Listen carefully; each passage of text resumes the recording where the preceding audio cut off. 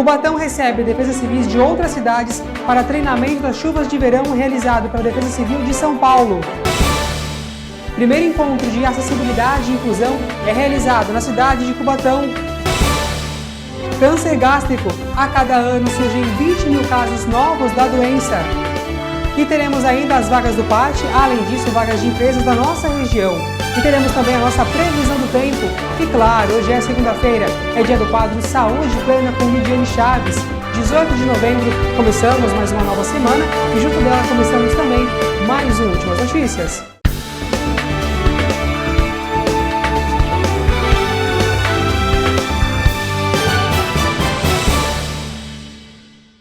Olá, boa noite para você. Cubatão recebeu no último final de semana o primeiro encontro de acessibilidade e inclusão. Olha, foram realizados debates sobre os temas que influenciam diretamente na vida das pessoas com deficiência na sociedade, além de tratar sobre temas com os direitos dos PCDs. O GAMPEC, Grupo de Apoio a Mães e Pais Especiais de Cubatão, Associação Franklin Ferrinho, realizou no auditório do Pátio Cubatão um encontro que reuniu pais e mães de atípicos e pessoas com deficiência. O primeiro encontro de acessibilidade e inclusão de Cubatão trouxe palestras com temas que reforçam a importância de incluir os atípicos e pessoas com deficiência na sociedade, além de respeitar os seus direitos.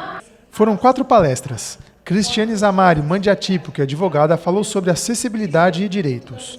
Vanderlei Montagnoli, que é PCD, é ator e presidente da Comissão de Direitos das Pessoas com Deficiência do OAB São Paulo e falou sobre a invisibilidade cultural e profissional para pessoas com deficiência. Jacarina de Oliveira é autista e engenheira da computação e palestrou sobre o mercado de trabalho para pessoas com deficiência. A última palestrante foi a assistente social e pedagoga Iracilda Trevisan e o tema da palestra foi o capacitismo.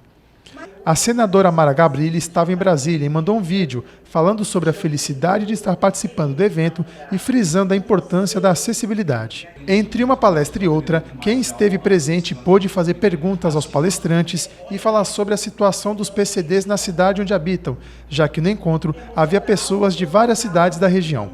A Lara tem um filho com síndrome de Down. Emocionada, reforça a importância da inclusão e conta que o nascimento do seu filho foi um aprendizado. Assim que eu descobri, assim que ele nasceu, eu me vi totalmente sem chão. E meu pai perguntou qual é o seu maior medo. Eu disse para ele que era a ignorância. Ele falou, de quem? Eu falei, a minha. Eu não sei cuidar de uma criança assim. Ele simplesmente olhou para mim, o meu mais velho, que eu tinha um filho antes, né? Ele falou assim, quando ele nasceu, você sabia trocar uma fralda? Eu falei, não, eu aprendi conforme eu fui cuidando dele. Você sabia dar de mamar? Sabia dar banho? Eu falei, não, eu fui aprendendo no dia a dia. Ele falou, do mesmo jeito que você aprendeu no dia a dia com ele, você vai aprender no dia a dia com esse. Porque foi aí que eu entendi que realmente a questão do conhecimento, de buscar o conhecimento, de entender as necessidades dele, de entender que ele ia passar por dificuldades e tentar melhorar o possível que eu pudesse fazer para melhorar nessas dificuldades dele e fazer com que ele seja um adulto funcional. O prefeito em exercício, Ivan Delbrando, esteve presente no evento.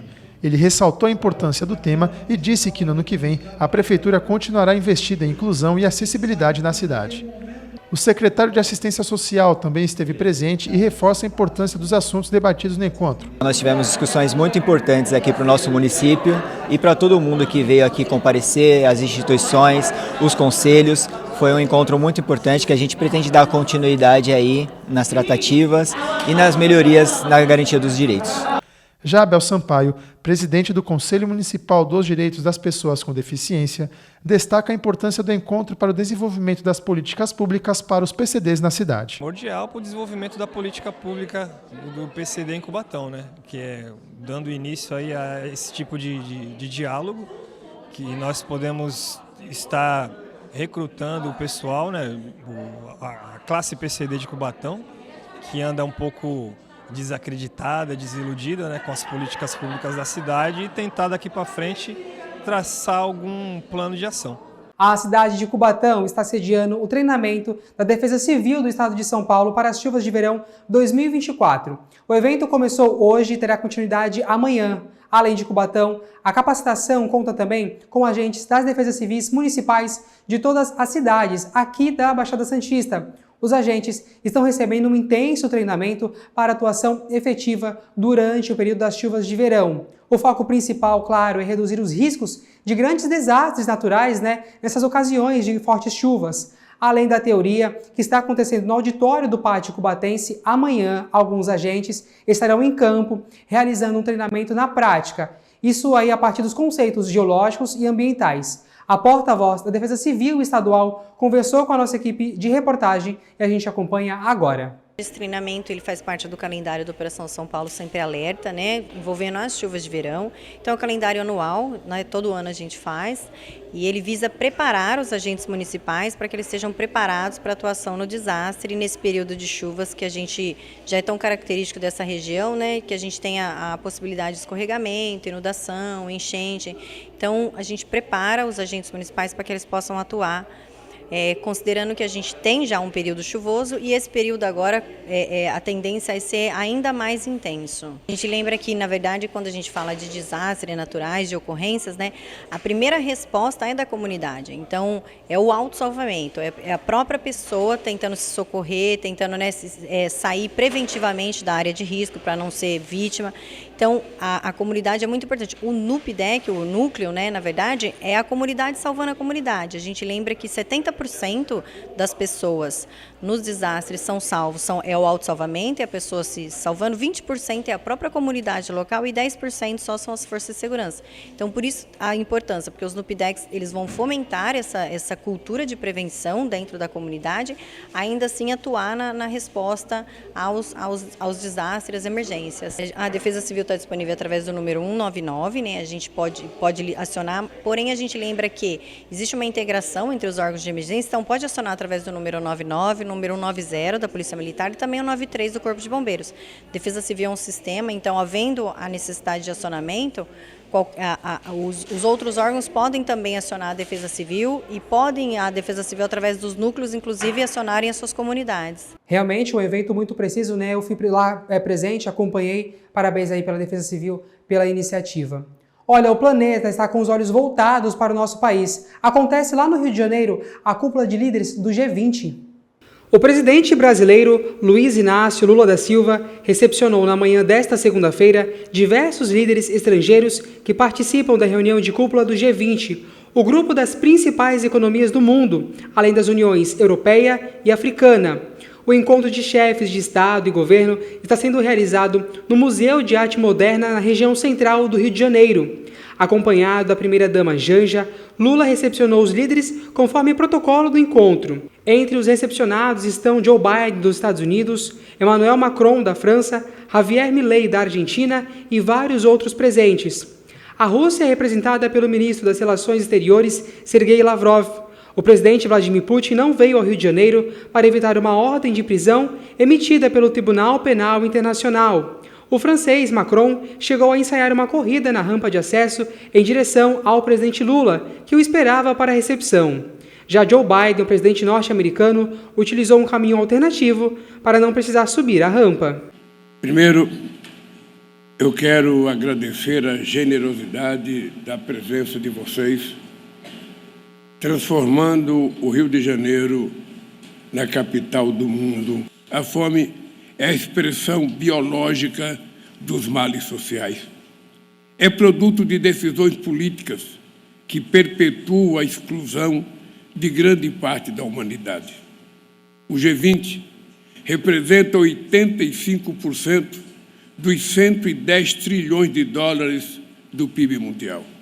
Por isso, colocamos como objetivo central da presidência brasileira no G20 o lançamento de uma aliança global contra a fome e a pobreza.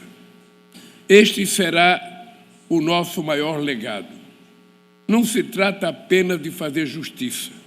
Essa é uma condição imprescindível para construir sociedades mais prósperas e um mundo de paz. Não por acaso, estes são os objetivos do desenvolvimento sustentável 1 e 2 da Agenda 2030.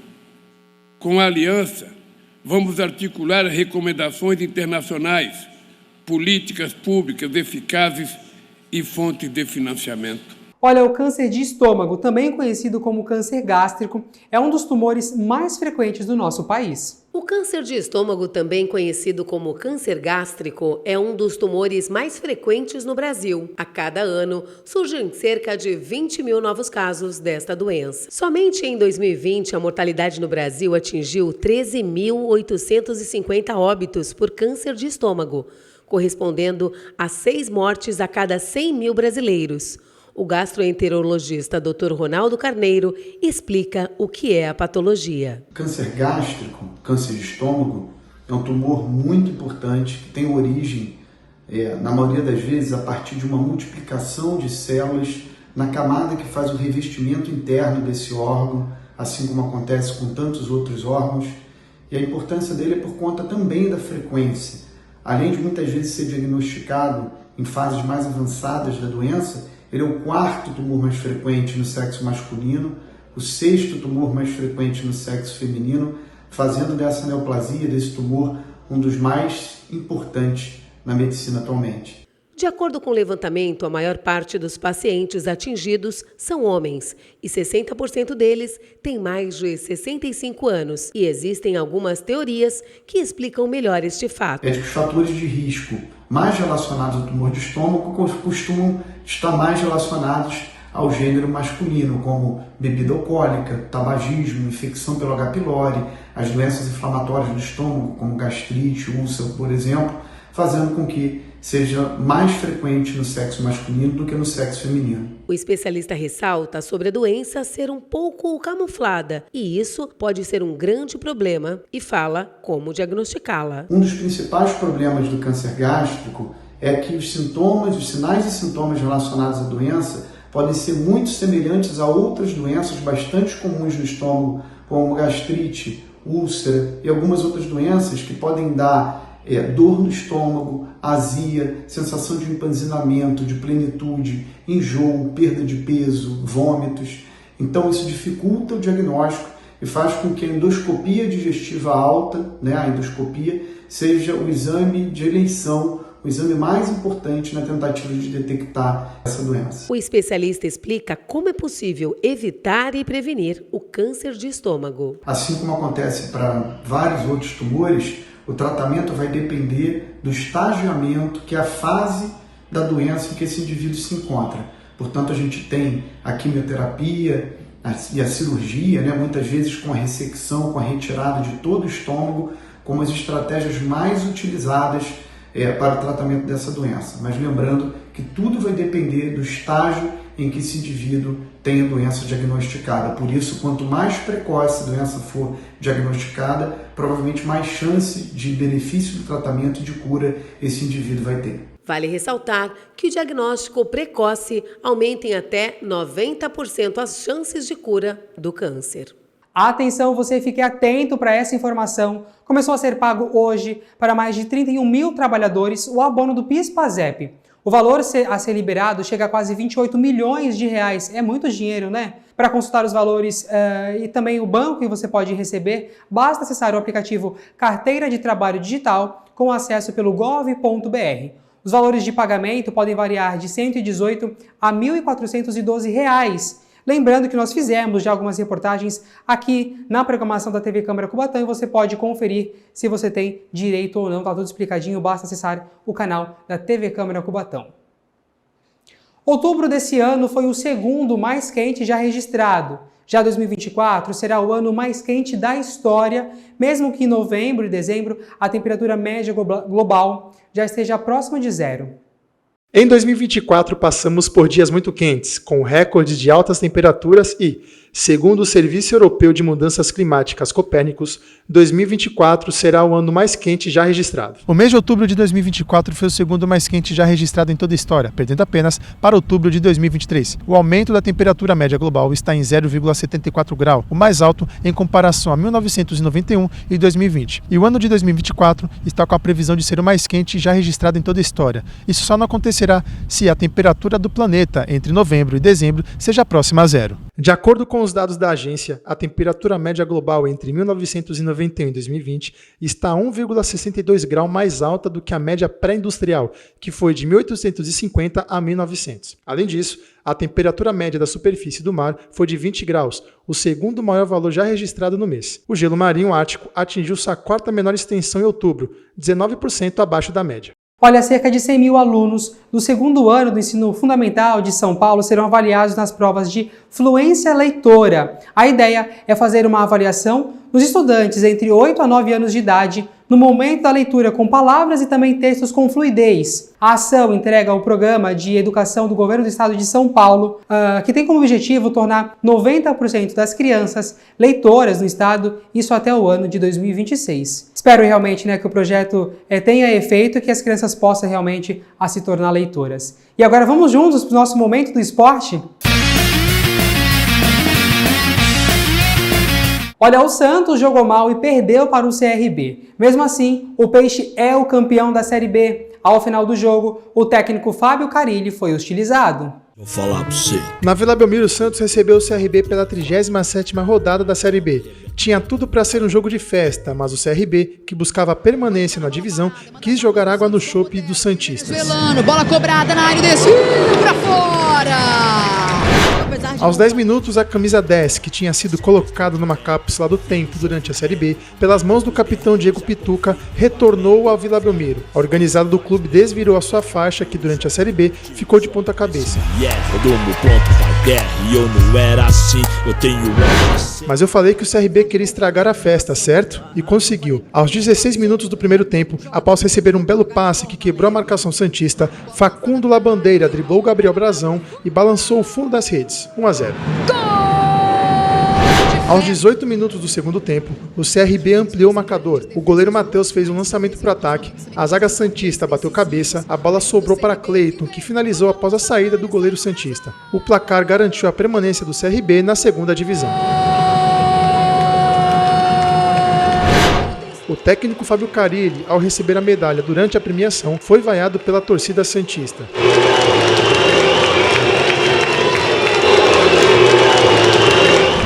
Mas no fim das contas, o Santos foi campeão, levantou a taça da Série B e marcou o retorno da equipe à elite do futebol brasileiro. O título também deixa o Santos na terceira fase da Copa do Brasil de 2020. No próximo bloco tem oportunidade de emprego com as vagas do PAT e também de empresas da nossa região. E ainda tem a sua previsão do tempo. Estamos se aproximando de mais um feriado prolongado, né? E claro, segunda-feira é dia do quadro Saúde Plena com Lidiane Chaves em instantes. Até já!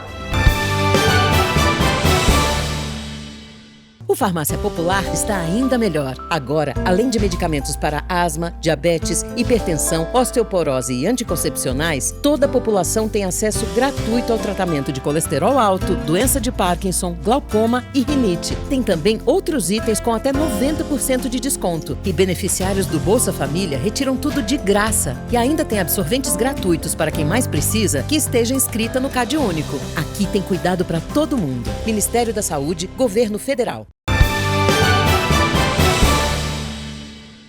Já estamos de volta com o seu Últimas Notícias, falando com você que procura uma colocação no mercado de trabalho. Confira as vagas do PAT. Que está buscando um emprego, fique atento nas vagas disponíveis no PAT Cubatão.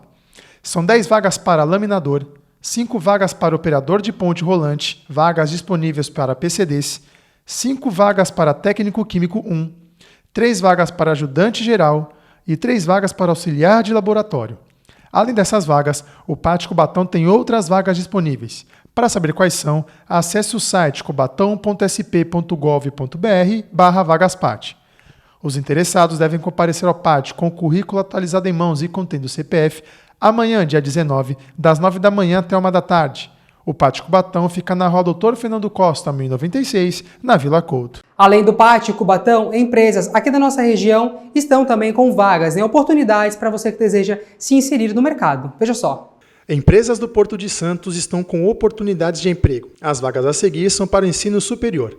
Em Santos, a Rumo Logística tem vaga para engenheiro de retroárea e especialista de gestão CAPEX. A Ferrovia Interna do Porto tem vaga para especialista em estratégia e finanças. A DP World tem vaga para analista pricing.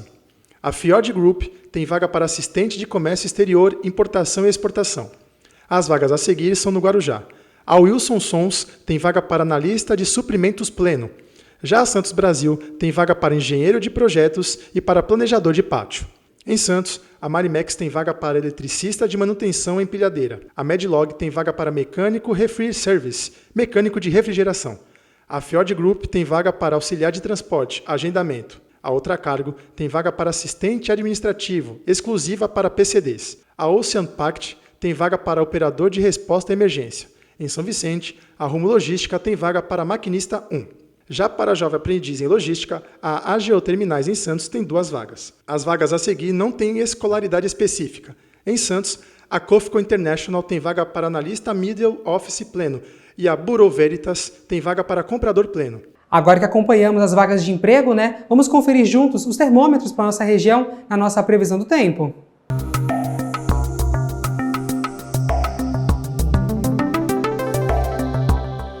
Os termômetros marcam temperatura mínima de 19 graus e máxima que pode chegar aos 25 nesta terça-feira. Amanhã será de sol entre nuvens durante todo o dia. À noite, o céu fica com muitas nuvens, mas a previsão não registra chuva. A umidade do ar se mantém entre mínima de 76% e máxima de 99%. E os ventos registram velocidade média de 5 km por hora nesta terça-feira.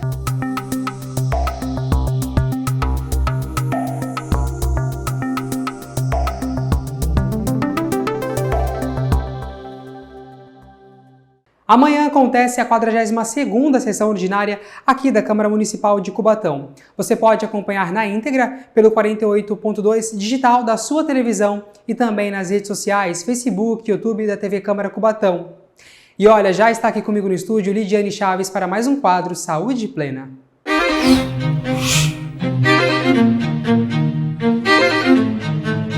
E nós estamos próximo ao Dia Internacional da Não Violência contra a Mulher, que será no próximo dia 25, e é um momento relevante para discutir sobre um assunto que é a menopausa, uma fase da vida de muitas mulheres que enfrentam aí mudanças físicas e emocionais significativas.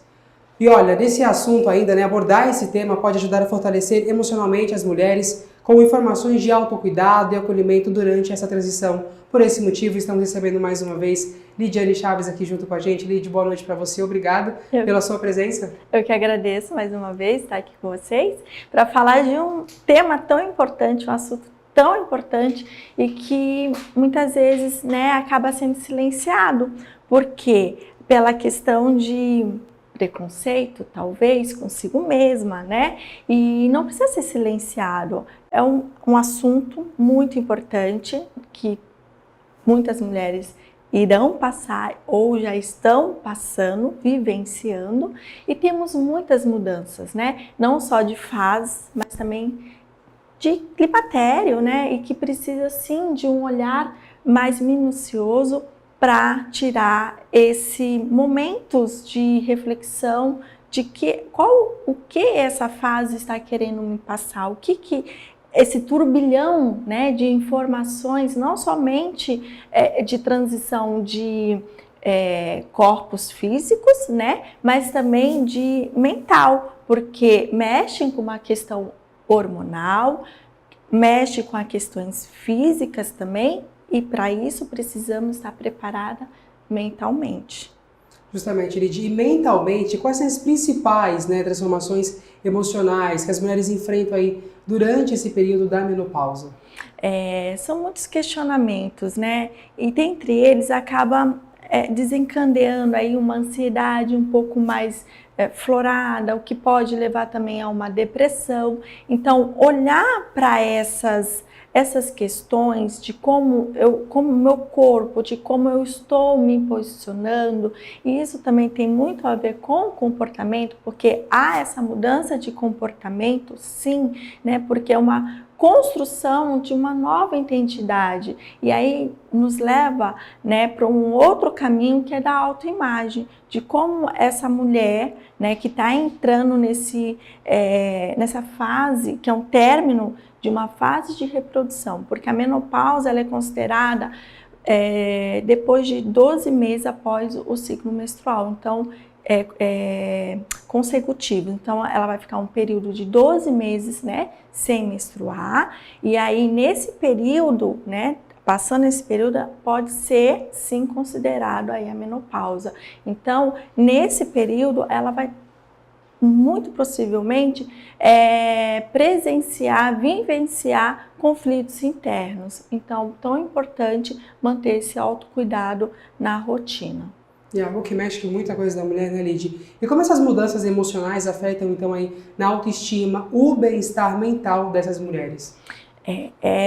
Gera, né, uma questão de insegurança, né? Então, o quanto melhor, o mais rápido, a prevenção, ficar atenta quanto aos sinais do que não somente a minha mente está tentando elaborar tudo isso, mas como o meu corpo, como eu estou sentindo todas essas mudanças fisiológicas estão acontecendo comigo e como é que eu estou em posicionamento com as outras pessoas, como é que eu estou vivenciando essa nova fase, essa nova reprodução, né, minha, e redescobrindo, né, uma nova redescoberta dessa mulher nessa fase tão importante e que não só de, né, podemos dizer assim, de amadurecimento, mas também como se fosse um fechamento de ciclo para um novo ciclo ainda mais maduro. Lid, na questão do acolhimento, acredito que isso possa ser um papel, né, uma forma fundamental para que essas mulheres enfrentem essa fase, enfrentem esse momento. Qual o papel importante, então, dessa mulher ter um acolhimento? Talvez de um companheiro, de um familiar, de um amigo? Como é que funciona esse momento aí de ter este acolhimento?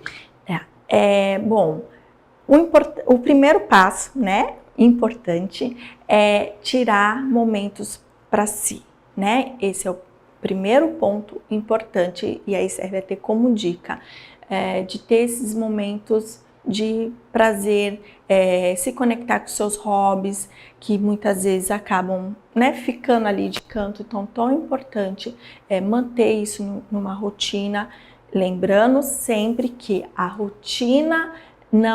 sua rotina não é igual à do vizinho, não é igual à de uma rede social, não, é a sua rotina. Então, você vai incluir isso, o que faz sentido para você. E aí, a partir disso, encontrar, né, formas de, ou numa escuta, através de um profissional, né, no momento de uma psicoterapia, que é um momento de escuta, um momento de silêncio, um momento que é sem julgamento, onde você vai colocar os seus conflitos, as suas angústias, e também, né, buscar uma rede de apoio, de repente uma amiga, um companheiro, né, para que você possa dialogar, porque o mais importante também que complementa tudo isso é o quê? É o diálogo, né? Precisamos sim se comunicar e não guardar, não deixar reprimido, mas sim expressar não somente o que o seu corpo está dizendo, mas também a sua mente. Porque se guardar, né, pode gerar outras situações, outros problemas acaba acarretando, né? E quais são os maiores desafios psicológicos que as mulheres vêm enfrentar durante esse período da menopausa, Lid? Sim, bom, além dos calores, né, que muitas mulheres trazem essa queixa, e eu percebo também, trazendo mais um pouquinho aqui a questão do autocuidado, quando consegue tirar esses momentos para si, quando ela chega nesses sinais e sintomas, que a maioria, né, a grande maioria, quando não pratica esse autocuidado, sente com mais intensidade, né, são essas ondas de calores, insônia, uma questão também de rotina, de foco de identidade, de quem eu sou. Então, tão importante quanto, né, manter essa rotina do sono, fazer essa higienização do sono, ter esses momentos de si, né, para se conectar, para ter esse extravamento mesmo de tensão, não somente física, né, e essas ondas também de calores que também vai contribuir para esse momento de pausa. Lid, nesse momento, a ansiedade, o medo acaba entrando no período da menopausa da mulher, ela acaba colocando isso na cabeça. Como que ela pode trabalhar em relação a isso, em relação ao medo, à ansiedade? a insegurança, né? Acaba aí essa insegurança, onde vem todas, né, essas questões, e que tão importante é olhar e não deixar de ser olhado se eu estou um pouco mais ansiosa essa semana, se eu estou mais no meu canto, se eu estou percebendo que essa tristeza está me levando para um outro nível que não é o meu habitual. Então, se perceber esses sinais e esses sintomas, é importante, né, que ela procure um profissional para que esteja, né, acompanhando nesse processo, para que ela possa ressignificar algumas questões, de repente, que devem ter desencadeado ali naquele momento de transição. Então, tirar esses momentos para falar sobre o que está sentindo pode sim, vai contribuir demais nessa diminuição, né, do momento ansioso, para esse momento mais, para esses sintomas mais de tristeza, que pode sim levar a uma depressão. Então, quanto antes se perceber e procurar ajuda, melhor será. Gente, quais são os mitos em relação à menopausa, né? Os mitos, as verdades que afetam negativamente a saúde mental daquela mulher? Bom, no bloco anterior nós falamos sobre a modernidade, né? E aí, linkando para a menopausa agora, é tão importante quanto é de que essa questão de que eu estou entrando no período de menopausa, peraí, eu sou uma terceira idade, né? Eu não sou mais a jovem que eu era antes, então eu sou uma velha. Não, vamos parar com isso, né?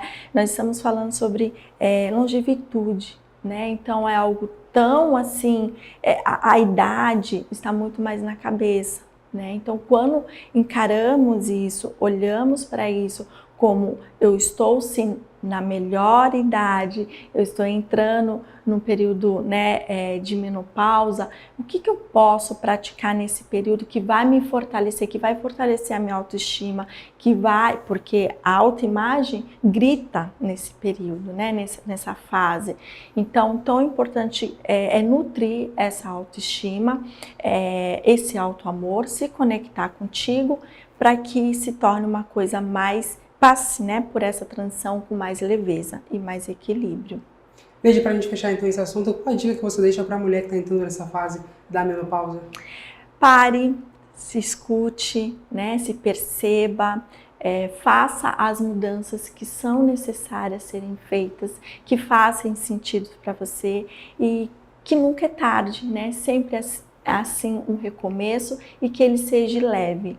E se você, né, quer saber mais sobre esses temas e outros que estão por vir, né, continue aqui nos assistindo no Saúde Plena. Tá certo, Lid, muito obrigado. Volte sempre. Uma boa noite para você. Eu que agradeço. E continue aí na dica da Lid, tá? Sempre ligadinho aqui no Saúde Plena dentro do seu UN, que fica por aqui. Nós voltaremos amanhã. Até lá. Tchau.